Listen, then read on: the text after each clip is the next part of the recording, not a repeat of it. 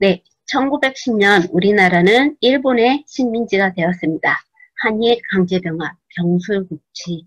네, 1910년 8월 29일에 우리나라는 이제 일제에게 나라를 빼앗겼어요. 그리고 이때 굉장히 많은 사람들이 이거에 대해서 분노하고 여러 가지 우리가 나라가 식민지가 되었으니까 하고 다 손 놓고 있지만은 않았다는 거죠. 여기 보시면 이 그림은 이제 우리 경복궁, 왕이 사셨던 경복궁의 근정전에다가 일장기를 제일 먼저 걸었다라고 합니다. 이런 상황에서 사실 1910년 식민지가 되기 전에 이미 신민회라는 단체가 있었어요. 어떤 일본이 우리나라를 식민지화 하려는 사실을 알고 있었던 여러 독립운동가들이 비밀 단체를 만들었던 거죠. 그래서 1907년에 만들어졌고요. 네, 여기 보시면 안창호, 양기탁, 이동희 등 이런 분들에 의해서 만들어진 단체였어요. 학교를 세워서 어떤 인재를 양성을 하고 그리고 어떤 잘 훈련받은 군대를 조직하기 위해서 무관학교를 설립을 해야 된다. 이런 독립을 위한 여러 가지 활동을 하기 위한 비밀단체였습니다. 신민회는. 우리의 백범 김구 선생도 네, 이 신민회의 비밀회의에 참석하면서 신민회 활동에 이 단체에 참여를 하죠.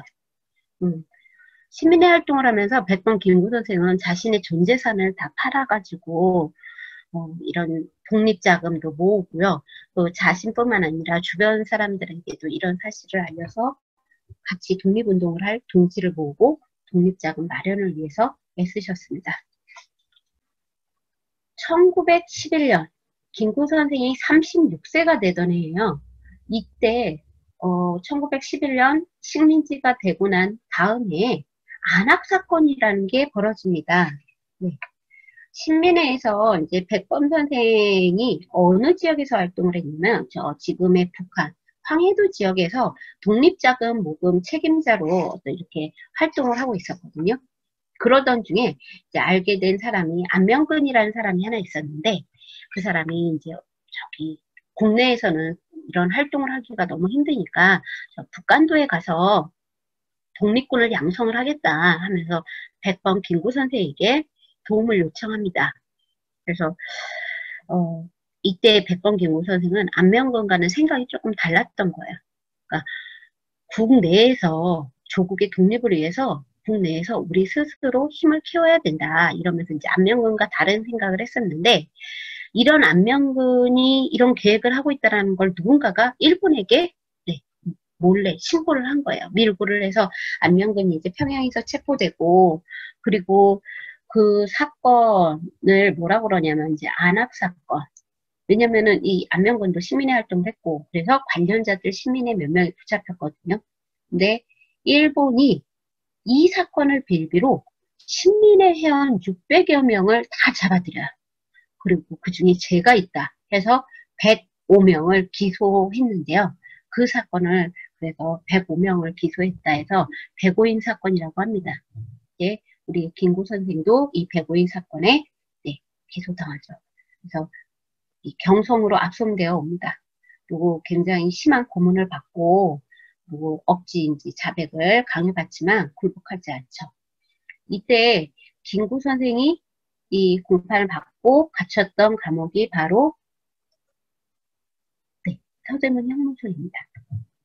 이 서대문 형무소에 수감되어서 굉장히 그 당시에는 이 일제에 저항하기 위해서 독립운동을 하신 분들이 굉장히 많았거든요. 그래서 감옥의 감방이 부족했었대요. 그래서 여러분들 서대문 형무소 가셔서 보신 적 있으시겠지만 여기에 이 옥사의 그 방, 조그만 방 하나에 수십 명을 넣죠. 그래서 굉장히 방도 비좁고 그리고 이 음식도 굉장히 적은 양의 음식을 주잖아요. 그냥 그렇게 밥 조금 주고 막 힘들게 가둬놓고 그것뿐만 아니라 이 서대문 형무소에 가시면은 이 군수물자를 생산하는 작업장이 있었어요. 그래서 이 서대문 형무소는 대표적으로 벽돌을 만들어내는 그런 어떤 군수물자 생산에 이제 그런 일을 시켰었는데, 김구 선생님도 여기 서대문 형무소에 수감되셨을 당시에 이 서대문 형무소에서 그 벽돌 만드는 일을 하셨다고 합니다. 그러면서 이제 수감 생활을 하신 거죠. 네. 이 서대문 형무소 가시면은 그 전시실 중에 이렇게 안학 사건과 배고인 사건에 대해서 관련된 자료들을 전시를 해놨어요. 그래서 지금 말씀드린 대로 안명근이 어떤 군자금 모으기 위해서 이런 활동하던 걸 구실로 삼아서 시민회에 활동하던 수많은 사람들을, 수백 명의 사람들을 잡아들이고 그 중에서도 주요 인물 배고인을 체포해서 감옥에 가둔 사건이에요. 그러다 보니까 아무런 이유 없이 신민의 회원들을 가둘 순 없잖아요. 그래서 뭐라 그랬냐면 안중근 의사가 이토 히로부미 이 총독 암살했었던 것처럼 제2대 데라우치 총독을 암살하려고 한다 하는 그런 일을 꾸민 단체가 바로 신민회다 해가지고 이 사건을 조작을 한 겁니다. 일본이. 그래서 사실 신민회는 이 배고인 사건으로 거의 와해가 돼버려요. 많은 사람들이 다 수감되어 버렸기 때문에 신민회 활동이 이렇게 나게 됩니다. 그리고 1910년대 이 만화를 보시면 아시겠지만 일본이 이 건물이 혹시 어딘지 아시나요? 조선 총독부입니다. 조선 총독부에서 칼을 앞세워서 헌병 경찰을 앞세워서 무단 통치를 실시하죠. 조선 시기에 이렇게 우리 곤장 때린다는 거 아시죠? 이걸 태형이라고 하는데 사실은 조선 후기에 이미 태형이 없어졌거든요. 그런데 이거를 일본이 조선인에 한해서 태형을 부활시킵니다. 그래서 어떤 뭔가 잘못을 했다 그러면 재판을 받고 그러는 게 아니라 이 헌병경찰에게는 직결 처분권이라는 게 있어서 그 자리에서 바로 네 어떤 판결을 내릴 수가 있다라는 거예요. 이런 태형도 내릴 수가 있고 심지어 죽일 수도 있다라는 거죠. 이렇게 무단 통치를 실시합니다. 일본이 이렇게 무단 통치를 실시하는 동안 국내나 국외에서는 여러 가지 독립운동을 준비를 하죠. 사람들이 굉장히 열심히 독립하기 위해서 일본에게 빼앗긴 나라를 되찾기 위해서 국내뿐만 아니라 국외에서도 여러 활동을 하는데요.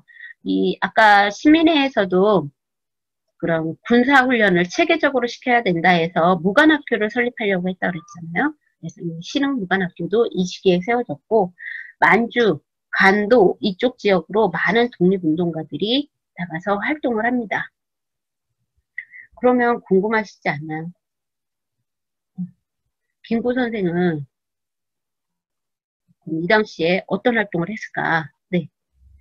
이 김구 선생은 그 당시에 여러 교육 활동을 하셨었어요. 이제 그 신민의 사건 이후에 출소하신 이후에 김구 선생은 교육 활동을 하셔서 농민들을 가르쳐주고 어떤 애국심을 키워야 된다 하면서 애국 계몽 운동에 열심히 적극적으로 활동을 하셨습니다. 1919년 우리나라가 식민지가 된 지 10년이 되던 해에 일어나는 사건. 네, 온 민족이 다 들고 일어서 3.1 만세운동이 일어나죠. 3.1 만세운동. 3.1 만세운동이 일어나게 된 이유는 여러 가지가 있어요. 10년간 가까운 일본의 무단 통치로 인해서 많은 사람들이 억울하고 화나고 이런 심정들이 계속 쌓여있는 상태에서 끊임없이 국내 국외에서 독립을 하기 위한 여러 가지 활동들이 계속 이어졌었고요. 또 세계 1차 대전 이후에 열강들이 식민지를 두고 이제 세계 1차 대전에서 패배한 독일의 식민지들을 이제 해방시켜줍니다. 그래서 그때 미국 대통령 윌슨이 말했던 것이 각 민족의 일은 스스로 결정하게 해라. 그러니까 식민지들 독립하게 해라 하는 민족 자결주의를 발표를 했거든요. 그러니까 식민지 해방 운동을 세계 여러 나라들이 이렇게 지원을 해주는 거였어요.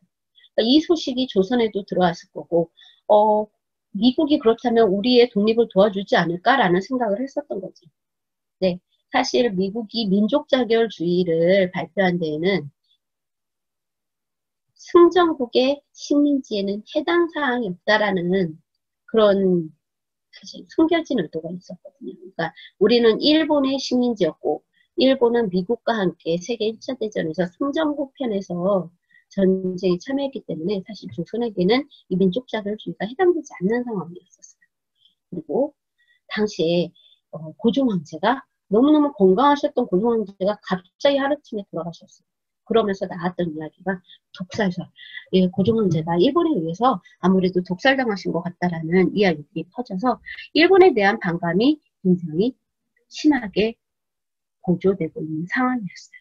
그래서 이때 3.1 만세운동이 일어나게 된 거죠. 여기 보시면 미국 대통령 윌슨이 민족자결주의를 발표를 하고요.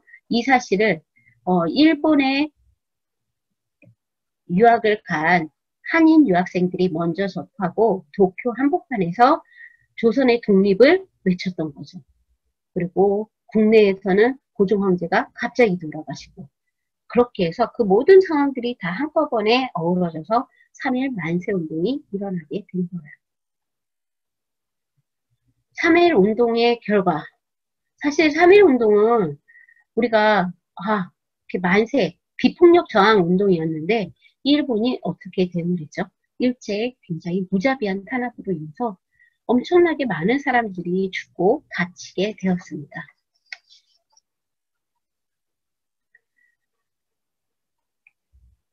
3.1 만세 운동을 일으키면 당장이라도 어떻게 독립을 할 수 있을 거라고 생각을 했는데 사실 현실은 그렇게 녹록하지 않았죠. 그래도 3.1 만세 운동이 나름 의미가 있는 이유는 그로 인해서 우리나라의 최초의 정부, 임시정부가 수립되었다라는 거예요. 독립, 3.1 만세 운동을 벌이고 보니까 어떤 이 운동의 중심 주체가 없다라는 것을 알게 됐어요. 그래서 국내와 국외와 여기저기서 활동하는 독립운동가들을 하나로 묶어줄 우리를 대표할 수 있는 단체가 필요하다. 고종 황제도 돌아가셨기 때문에 어떤 우리를 대표할 수 있는 단체가 필요하다 해서 만들어진 임시정부입니다. 그래서 독립운동의 중심이 이제 되고자 이때부터 활동을 시작을 하죠. 3.1 운동의 성과를 바탕으로 수립된 우리나라의 최초의 민주공화국이라고 불립니다. 자, 여기 사진 보시면은, 네, 이 임시정부 초창기에 참여했던, 네, 그 한국인들 단체 사진, 물론 김구 선생님도 포함되어서 있는 단체 사진이고요. 또 이 옆에 보시면 열심히 뭐 하는 것 같아요? 청소하는 것 같죠?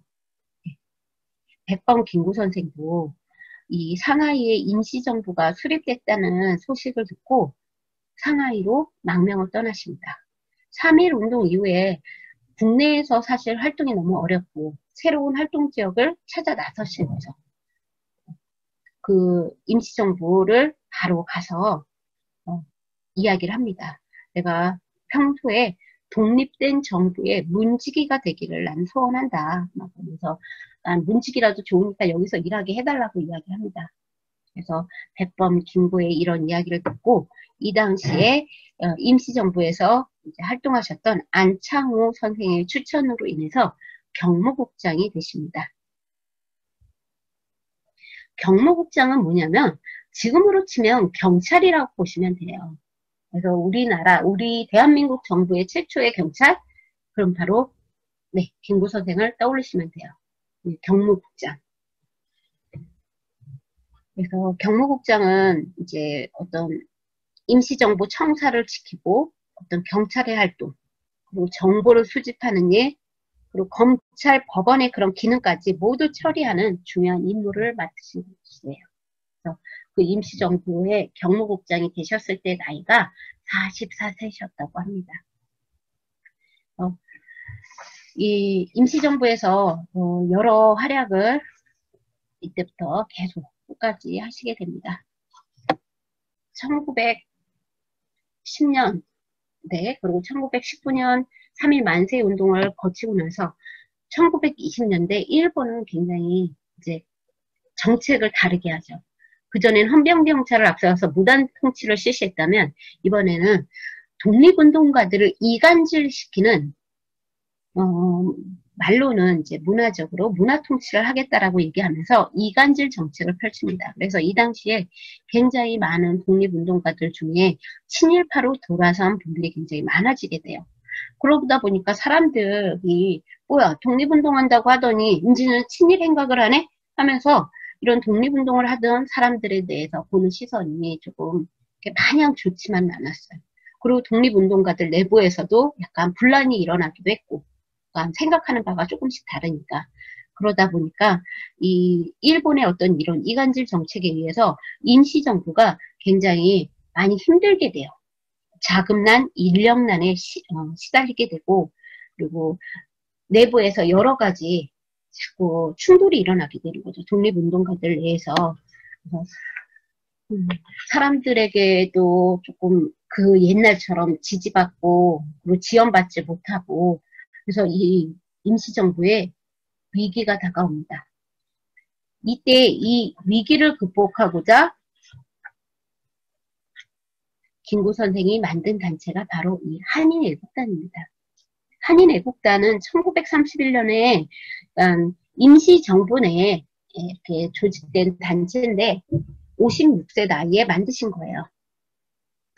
그 당시 임시정부의 상황이 어느 정도로 어려웠냐면 건물세를 낼 돈도 없었고 경비가 없어서 이제 임시정부에서 일을 할 고용원을 둘 수가 없는 상태였었대요. 심지어 백범 선생이 이제 거의 이제 띵일을 해결하시기도 너무 곤란할 정도의 어려운 상황이었어요. 그러니까 뭔가 분위기를 쇄신할 만한 여러 가지 일이 있어야 됐었어요. 그래서 그때 만든 단체가 바로 이 한인 애국단입니다. 굉장히 유명한 일화가 있죠. 이 이봉창이라는 분이 김구 선생을 찾아옵니다. 그러면서 뭐라고 그러냐면 나에게 폭탄만 있다면 나 일본 왕을 죽일 수가 있다. 일본 국왕을. 아니 일본 국왕이 저렇게 앞에 눈앞에 있는데 왜 죽이지를 못하냐. 나에게 폭탄 하나만 좀 달라. 막 이런 식으로 이야기를 하죠. 그리고 이 이봉창은 사실 조선에서 너무 힘들게 살아서 어차피 이렇게 힘들게 살 거라면 일본 가서 돈이라도 벌어야겠다 해서 일본의 막노동자로 일을 하러 떠났는데 거기서 단지 조선인이라는 이유로 굉장히 차별받게 되고 그러면서 나라를 빼앗긴 것이 어떤 건지를 직접 몸으로 체감을 한 거죠. 그런 상황에서 아니 일본 국왕만 죽이면 이게 다 해결이 될 것 같은데 왜 아무도 안 죽이지? 이런 마음에 김구 선생을 찾아간 거예요. 그래서 이봉창이 이 배짱을 굉장히 높이 산 백범이 그래 진짜 원한 대로 일본 왕의 암살을 맡깁니다. 그래서 어느 정도 훈련을 받고 한인 애국단에 가입을 한 다음에 훈련을 받고 일본으로 가죠. 그리고 일본 도쿄 경시청 앞에서 열린 일본 왕의 관병식이라고 어떤 이제 지휘관이 군대를 막 이렇게 행렬하는 그런 의식을 말하는데 이제 일본 왕이 마차를 타고 그 행렬 앞에 이렇게 갈 때 그 수류탄을 던진 거예요. 근데 너무 안타깝게도 이 폭탄이 막 이렇게 화력이 대단하지 않아서요. 일본 천황을 죽이는 데 실패를 합니다. 하지만 이게 임시정부 내에 있는 한인애국단에서 일본 천황을 죽이려고 했대. 이 소식이 퍼지자 어떻게 됐을까요? 임시정부의 위상이 높아지게 되죠. 그리고 임시정부의 어떤 재정적인 지원도 뒤따르게 됩니다. 중국에서도 신문에 막 이봉창 의거가 막 보도되면서 너무너무 안타깝게 폭탄이 명중하지 못했다. 막 이런 이야기를 하기도 하죠. 그래서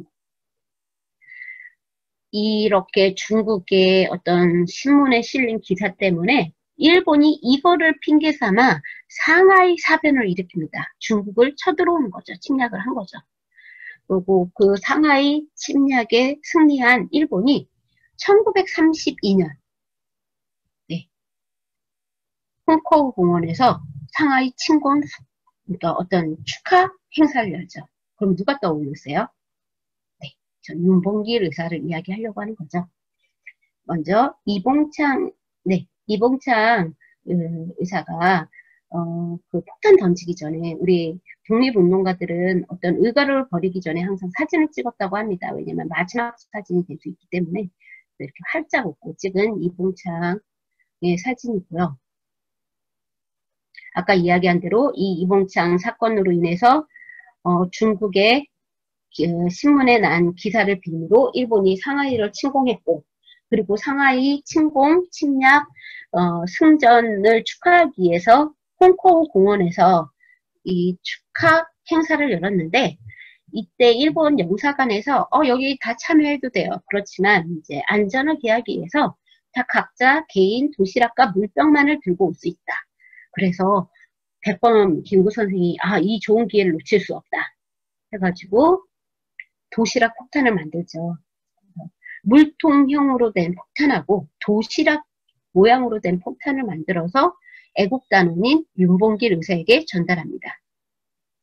그래서 윤봉길 의사가 이렇게 이 홍콩 공원에서 일본 총사령관이 있는 단상을 향해서 폭탄을 던지죠. 그 자리에서 일본 이 관리들이 7명이 죽었다고 합니다. 그러니까 상해를 입기도 하고 죽기도 하고. 이 이봉창과 윤봉길 의사의 이런 활약으로 인해서, 한인 애국단의 활약으로 인해서 임시정부의 위상이 완전히 달라졌죠. 네, 윤봉길 의사의 사진이죠. 그래서 이 사건을 보고 이제 그 당시에 중국에서도 우리가 하지 못한 일을 한국 청년 한 명이 해냈다 해가지고 이제부터 임시정부와 조선의 임시정부와 함께 일본과 맞서 싸우겠다라고 하죠. 이제부터 임시정부는 중국과 함께 활동을 하는데요. 이때 이제 일본과 싸우기 위해서 군대를 조직합니다. 그게 바로 한국광복군이에요. 한국광복군을 창설한 해가 김구 선생이 65세가 되시던 해예요. 굉장히 나이가 점점점 드시는 게 이제 느껴지시죠. 그래서 한국광복군은 그때 중국과 미국과 함께 연합작전을 펼쳤고요. 그리고 국내 진공작전을 펼치기 위해서 훈련을 받습니다. 그래서 일본이 이제 점점 이 세계 2차 대전 속에서 점점 패망의 그 기색이 짙어지니까 이때 우리가 국내를 들어가서 일본군과 싸워서 독립을 해야 된다라고 해서 이 한국광복군이 만들어졌는데 어떻게 됐죠? 네. 원자폭탄이 터지고 일본이 무조건적으로 항복 선언을 하죠. 김구 선생은 굉장히 안타까워 하셨다고 합니다. 왜냐면은, 이게 어떤 한국 강복군의 노력이, 그런 결실을 맺은 게 아니잖아요. 우리 스스로의 힘으로 독립을 한 게 아니라, 원자폭탄에 의한 폭격으로 인한, 일본의 무조건 항복으로 인한 것이기 때문에, 좀 너무 안타까운 독립이라고 이제 생각을 하셨습니다. 김구 선생님이 생각하신 것처럼 독립이 된 광복을 맞이한 조국에서는 1945년 8월 15일 이렇게 광복이 되었다고 많은 사람들이 좋아하죠. 김구 선생의 나이 70세가 되던 해입니다. 정말 한평생을 일본으로부터 나라를 되찾기 위해서 정말 열심히 살아오신 시간들이죠. 자, 그러면은 우리나라가 광복을 했으니까 임시정부를 이끌으셨던 김구 선생 바로 들어오셔야 되잖아요. 1948년 8월 15일 날 독립 해방이 됐는데 김구 선생이 국내에 들어오신 날짜는 1948년 11월이에요. 4개월 후에서나 들어오시게 됐는데 이때 여러 가지 이유가 있었죠.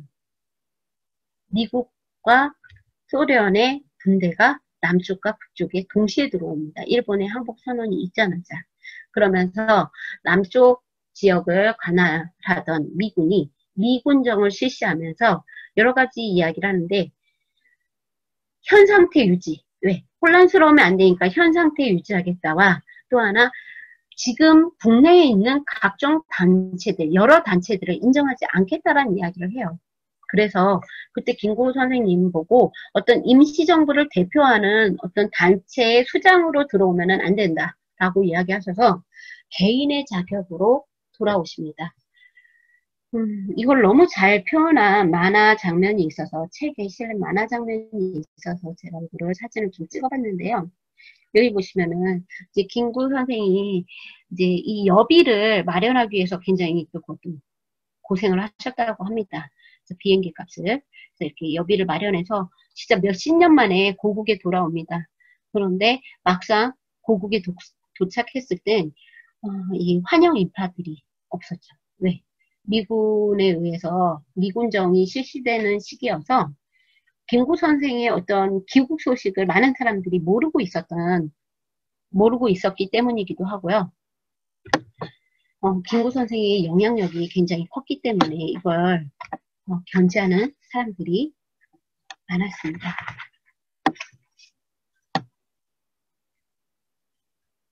그리고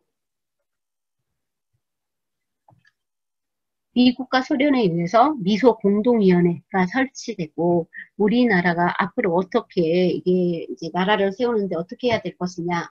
당분간은 혼란스러우니까 미국과 소련에 의해서 신탁 통치를 받는 게 어때? 그러면서 정부를 세우는 게 좋지 않겠어? 하면서 이런 이야기가 오가고 신탁 통치를 두고 남쪽과 북쪽, 즉 미국 쪽, 소련 쪽을 지지하는 사람들 사이에서 서로 다른 입장이 나오죠. 그래서 그 신탁 통치를 반대하기도 하고 찬성하기도 하면서 파가 갈리게 돼요. 그래서 이 미소 공동위원회는 계속 결렬되고 나라 안에서는 여러 의견으로 막 그렇게 되다 보니까 이 문제를 유엔에서 해결해 달라고 문제를 넘기는데 유엔에서 뭐라고 그러냐면 이거는 이 나라에서 그냥 조선 내에서 그냥 조선의 국민들이 투표해서 결정하게 해라 라고 이야기를 하죠. 근데 이때 북쪽에서는 이 투표를 반대를 하고 이승만은 이 당시 이승만이 뭐라고 얘기를 하냐면 그럼 남쪽만이라도 단독 정부를 수립해야 된다라고 이야기를 합니다. 저 북쪽의 공산주의자들과 한 나라를 꾸릴 수는 없다. 그래서 단독 정부를 수립하자라는 주장이 나오고 이것에 대해 백범 김구 선생은 굉장히 격하게 반대를 하십니다. 여러분들도 잘 아시는 그 이야기 아시죠? 나의 소원은 첫째도 독립, 둘째도 독립, 셋째도 독립이다. 우리나라의 통일을 위해서 이렇게 독립을 위해서 열심히 싸웠는데 이렇게 둘로 갈라져서는 안 된다. 라고 이야기를 하시죠. 그래서 남한과 북한의 어떤 정부가 따로따로 세워지면 안 된다라는 생각으로 북한의 김일성을 만나는 이제 남북 연석회의에 참석하러 북쪽을 38선을 건너서 가십니다. 이때 나이가 73세였습니다. 근데 이 남북 어떤 이 회의는 어떤 결과를 사실은 보지 못했어요. 왜냐면 입장 차이가 너무 분명했기 때문에 김구 선생님의 이런 노력에도 불구하고 결국 1948년 이제 결국 유엔에 의해서 총선거를 실시하고 거기에서 승리한 이승만 정권이 이제 대한민국 정부를 수립하고 그리고 반대파에 대해서 굉장히 대대적인 탄압을 시작을 합니다. 그리고 이때 여러 가지 그런 사건들이 일어났는데 그 중에 하나가 바로 김구 선생을 암살한 사건입니다. 백범 암살 사건. 여기는 어디냐면 이 사진은 강북 삼성병원입니다. 강북 삼성병원 자리가 원래 김구 선생님이 거처하시던 경교장이라는 곳인데요. 이 경교장은 백범 김구 선생이 개인사저로 사용하던 곳인데 임시정부 관련 회의 했었고 숙소로도 사용하셨던 곳입니다. 그래서 서대문의 경교라는 다리가 있거든요. 그곳이 있는 근처다 해서 경교장이라고 이름이 지어졌는데 지금 강북 삼성병원 앞에 여기 이 건물은 이 상태로 지금 복원을 해놨어요. 그래서 전시관으로 활용되기 때문에 여러분들이 가셔서 실제로 보실 수 있는데 이곳에서 김구 선생님께서 암살당했죠. 1949년 6월 26일 일요일 날 오전에 육군 소위 안두희라는 사람이 백범을 찾아가서 암살합니다. 그리고 바로 그 자리에서 붙잡혀서 헌병에 연행되었는데 이제 군법회의에서 무기징역 선고받고 이렇게 수감되었다가요. 석 달 뒤에 재판 석 달 뒤에 김구 선생을 죽였는데 징역이 15년으로 줄어들어요. 처음에 무기징역이었다가 그렇다가 나중에 그조차도 이제 사면되었는데 어쨌거나 당시에 정부는 김구 암살 사건은 안두희가 단독 범행으로 의한 것이다 라고 발표를 하죠. 하지만 그 암살 사건 배후에는 여러 가지 어떤 그 당시에 집권 세력의 개입이 있었을 거라고 이제 생각을 하죠. 그래서 백범 김구 선생은 이렇게 74세의 나이에 경교전에서 통일된 나라를 보시지 못하고 돌아가셨습니다. 그래서 이 백범의 장례식은 국민장으로 치러졌고 우리나라 최대, 당시 그 한국 역사상 최대 인파인 50만 명이 모이기도 했었다고 합니다. 이분은 태어나신 해가 강화도 조약에 맺은 해고 돌아가신 해가 우리나라가 일본으로부터 해방된 다음 이제 대한민국 정부가 수립이 된 다음에 돌아가셨습니다. 그래서 한국 근대사를 통으로 온몸으로 살아내신 분이시기에 제가 여러분들과 이야기를 한번 해보고 싶었고요. 어떤 마음으로 살아가야 되는지, 나라를 생각한다는 것이 어떤 것인지 여러 가지 여러분들이 많은 생각을 해보실 수 있을 거라고 생각을 해요.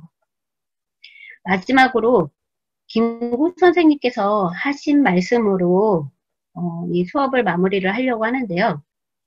결국 모든 것이 나로부터 시작되는 것이다. 나를 다스려야 뜻을 이룬다.